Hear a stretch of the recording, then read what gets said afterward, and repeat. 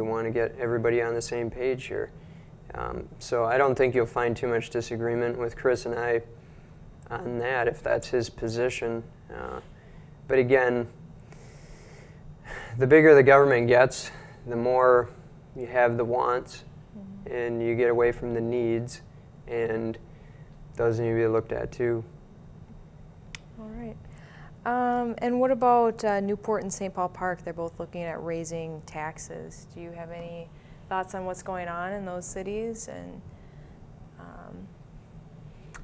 I would say, again, it's the same thing as Cottage Grove and every other city that needs to make adjustments if it's tax hikes. You need to have some insight into what's going on. You need to look at what is the city supposed to be doing for its citizens, and fundamentally it's supposed to provide necessities for people to live there because they're paying taxes, and hopefully the sewer works and they're getting water and so forth. You have parks to maintain their smaller cities, but man, it's a tough position they're in. They need to look at it even harder. What can we cut? You know, you look at us, and then you look at two smaller ones, and there have been a number of things that have been thrown out there, and even our mayor has said, you know, let's consolidate some services for the sake of having some efficiencies to save on money, whether it's, you know, providing more police or whatever, and it's been rejected. You know, quite frankly, you know, unfortunately, a lot of their dirty laundry is being aired out in the public right now, and you know, Newport's looking at a significant double-digit increase in their taxes. You have to wonder why, you know, when there's being offers made, and as you know, not just from them, but from our city itself. You know, we provide EMS services for them. You know, they should be willing to look at, okay, you know, especially in a time like this, we have a neighbor who's offering this. Our chambers of commerce are all right aligned together. You know, they can look at some efficiencies that way, and when things get better, then they can review it. So, you know, you look at it, and you know, we're all kind of stuck in one little area. I think it's a little bit foolish to not look for opportunities where you can do some savings. And obviously it would benefit us too if there were some of those efficiencies that were done. Well, do you buy the argument that that consolidating services would mean a loss of identity for the smaller cities? No, you know, you look at Cottage Grove, and Tom's lived in this area. In fact, you know, as he said, in Newport too. The people who have been in those communities these communities have been established for a long time, and a lot of people have had generation upon generation upon generation. I don't think there's any chance you lose any identity. I think for, you know, and like I said, we already provide some services to them, you know, whether it's ambulance.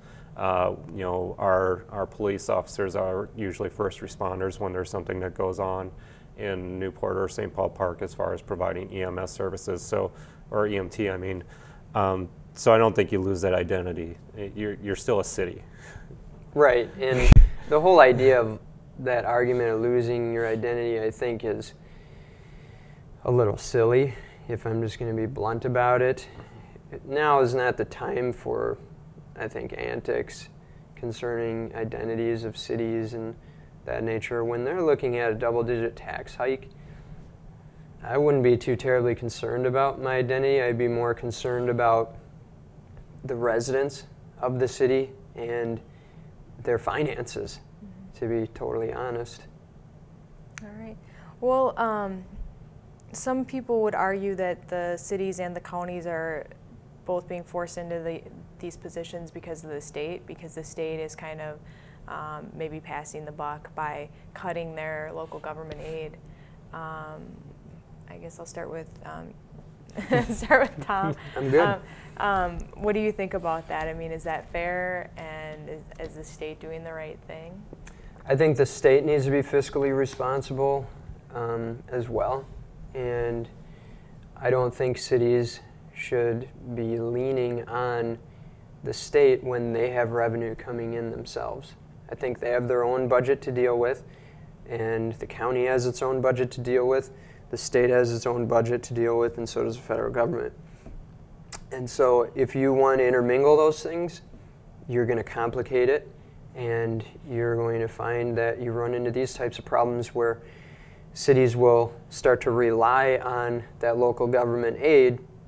When the state isn't able to provide it, then some cities go into panic mode. Thankfully, Cottage Grove doesn't have to go into panic mode, but still, if we're relying on that, I don't think it's the state's obligation to fund what can be funded through local tax revenues, through property taxes.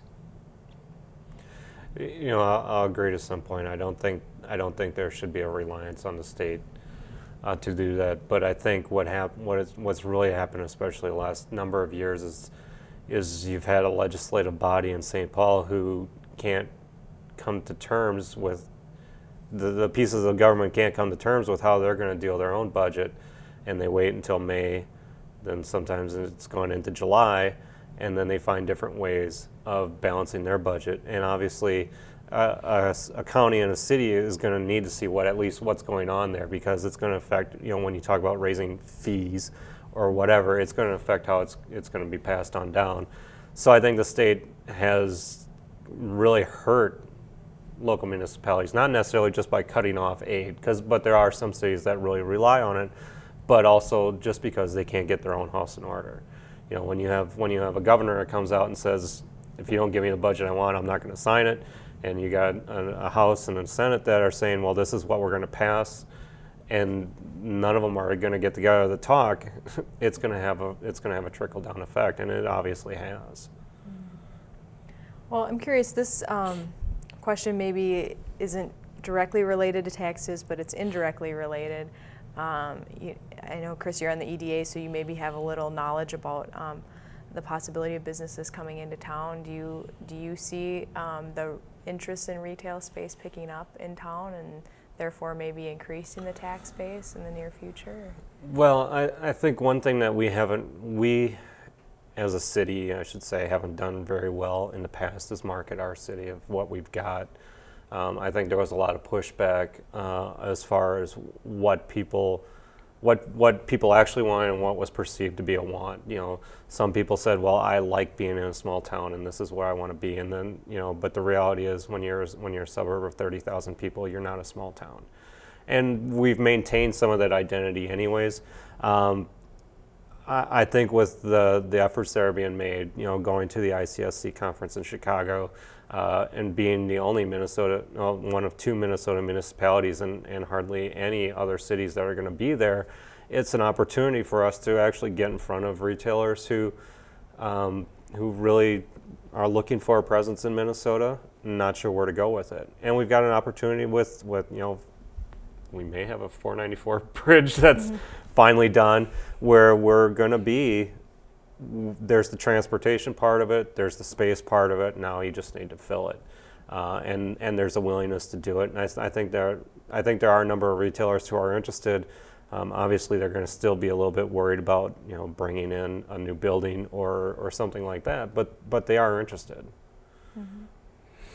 Do you think these are worthwhile efforts, the conference and the Yeah, marketing? I do. I applaud the mayor and whatever council member goes down with the mayor, whether or not the administrator goes down too, for their efforts in doing that, reaching out to people to fill our retail space here. Now, I do think that they are being realistic about it, realizing the economy hasn't by any means recovered, and you have sort of a retail space quandary that we're going through right now, where you have a lot of businesses that are going under that aren't necessities. And so looking at it from that perspective, you still have the owners of those retail spaces. They still own the property. They need somebody to lease it out, or they're going to forfeit it to the bank. Then if it goes back to the bank, you're dealing with this domino effect. you know, down the line, the bank goes bankrupt, then then the paperwork starts shuffling around, you don't get any tax revenue for a long time on it. So, you know, you have that aspect to look at and be wary of, to understand that. And at the same time, again, definitely reach out to those businesses, try to fill that space so you don't have that domino effect going down the road. All right. Well, Tom and Chris, thank you so much for stopping to talk, and I'll be watching for your comments in the article comments on our website. So Thank really you. appreciate it. Thank you, Patty. Thanks.